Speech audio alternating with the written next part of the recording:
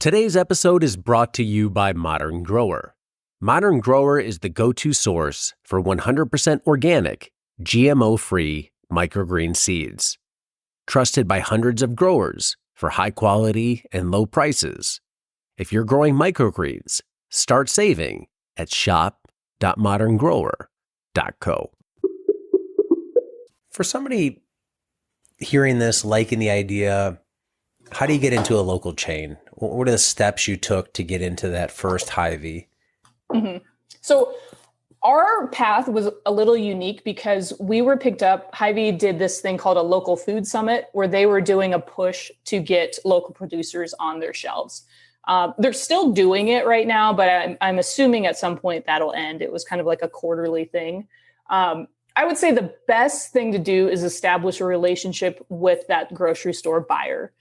So at Hy-Vee, it's a little tricky because every store has a different buyer and they're all kind of different with how they communicate and so on.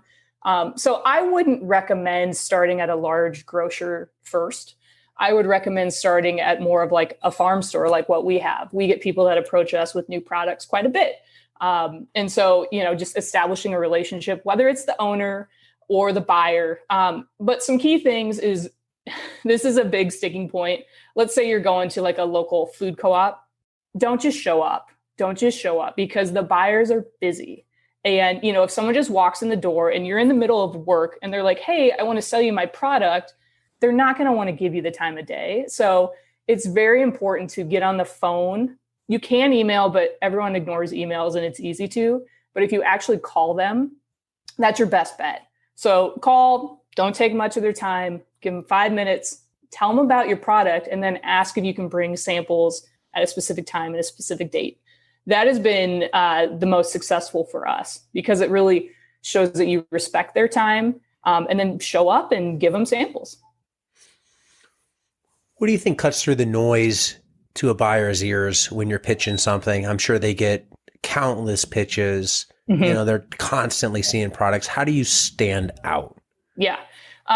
One, we're a woman-owned business, which has been, there's stores are trying to find more of that type of product to put on their shelves. So that's something we try to exploit, good or bad. I also, the fact that we're shelf stable. So a lot of times that'll be a common question, like, how long is this going to last? And it's like, well, you have a year for this product. So it's not like you have to worry about it going bad. And then the other thing I like to talk about is their goal as a grocery store is to make money. My goal is to make money as well. So it's not just for me to sell them a case of dressing. It's okay, let's get on your shelves, but then let's get it to move. And so I like to really talk to the buyers about not just, hey, buy my product, but once it's on your shelves, how can we get it to the consumer? So whether that's offering demos, having marketing materials, offering promos, but just understanding that it's not good enough just to sit on their shelf. It's got to get to the consumer's hand. If somebody gets it into a store like that, how do you kind of manage those first few months with it on the shelf? Whether that's a bigger chain, a smaller chain. Did you find it was transparent? Like you could, if they bought 2 cases, like, do you know when those 2 cases are gone? Mm-hmm. How's that first few months? It's kind of tricky. So the first few months are the most important because if they buy your product and in 2 months it's not moving, then it's not going to be something they want to continue to restock. So that first time on your shelf is critical. So with Hy-Vee, I would say we didn't approach it properly at the beginning because it was like, yay, we're on all these shelves, but we got picked up by like 120 stores in the first order, and I didn't have a way to manage it. And so, frankly, I'm sure we got dropped from some of their shelves, which is okay. Now we have a sales rep that her job, she's part-time. She basically she has a loop where she goes and visits stores, mostly in the Des Moines metro, because that's our biggest market. She goes to the stores.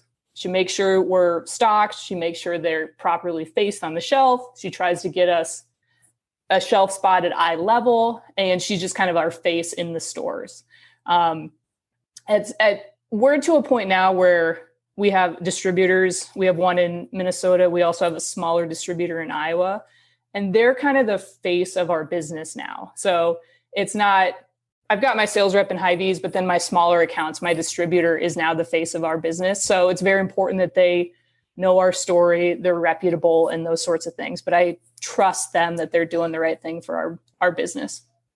So at this point, with a distributor being involved, how much work do you have to put into it at this point? Are you still investing as many hours into this portion of the business as you were at the beginning, or has having the distributor deal with that distribution taken a big chunk of your workload off?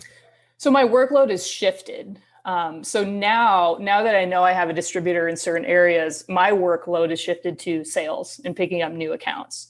And I've gone back and forth whether I should hire someone to do that or whether I should do it. And I've found that it's working the best if I do it right now because I'm the most passionate about my business. I know it the best.